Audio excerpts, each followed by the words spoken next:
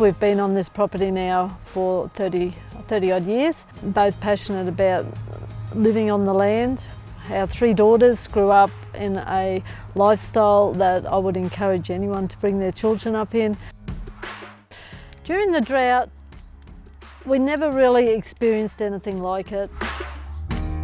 For us here, it started in the around 2015 and continued to get worse. We had some periods of rain, but it slowly started to bite, and I think that's what caught a lot of people out. Gradually, the dams dried out, the grasses didn't grow, people were hanging on for rain. They all said, it's going to rain one day. And I was thinking to myself, one day, when's one day going to be? So why aren't we prepared? Why do we just go with this boom and bust? The drought was very, very hard on all farming families, and a lot of people didn't survive. They sold their businesses, they got out of farming. We obviously don't want to do that. We want to have it forever and have it for our kids. When we started our activities under the Innovation Hub and the Future Drought Fund, we wanted to make sure that we were meeting the needs of farmers in our region, and so we worked with our partners to find out what the gaps were in terms of services available to producers. And what we found was that there was plenty of technical information around about how to feed animals during a drought, how to manage during a drought, what infrastructure you might need. But what was really missing was that big picture overview about what's the strategy for the business and improving their ability to plan and to think about the finances and to also look after themselves.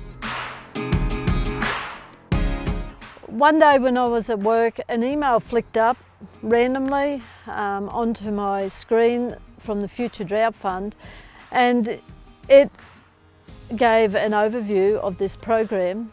And at that point in time, I was feeling quite stale about the farm. We were thinking, well, really, do we just sell?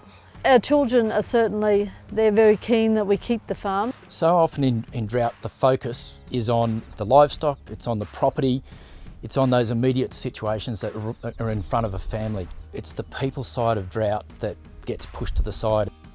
Farming Family Reboot's an initiative that we're really proud of at Rural Aid, and we feel it's a really powerful thing to take families away from the farm for a brief period of time to come and get some new skills and some new knowledge and some new tools. There's a network of other producers who here learning with them, all united by that one big challenge that we're trying to solve, and that's how do you be better prepared for the next dry spell when it's coming. Each family will have its particular requirements. So some are here to think about succession planning and goal setting. Some families come along because they're finding that they're diverging a bit in their goals and what they're aspiring to achieve in the farming business.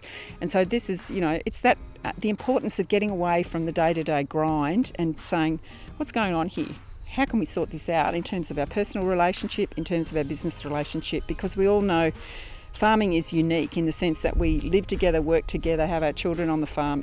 Everything's so integrated, and sometimes we need to untangle all of that a bit and set some new priorities and some new goals. Others are particularly here to want to improve their pastures or to improve their grazing management skills.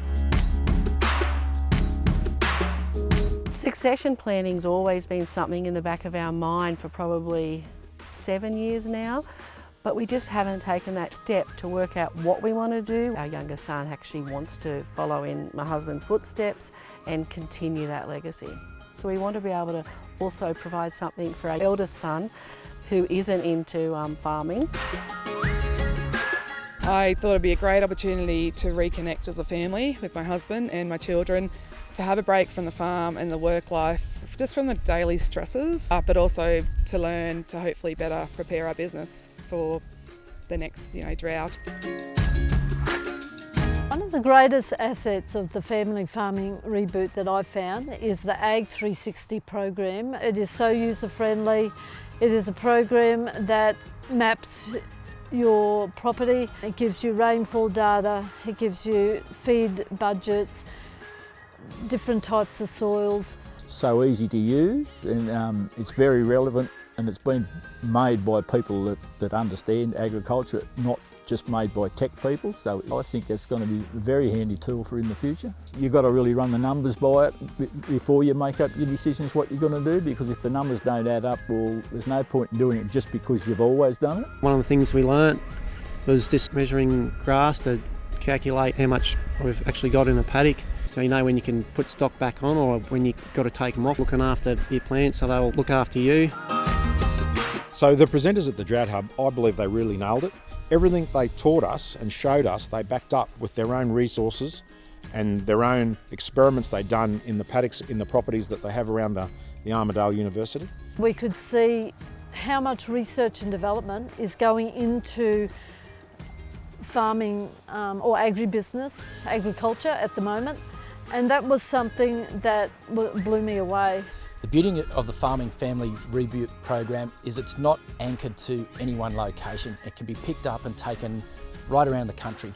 And we are starting to get inquiries from across Australia as to whether it could be run in that region. Strategic planning, business planning, that is something that you do at night time when you're really tired, and it's like, well, we'll put that away for tomorrow, and tomorrow never comes. So it was a great opportunity to just refocus.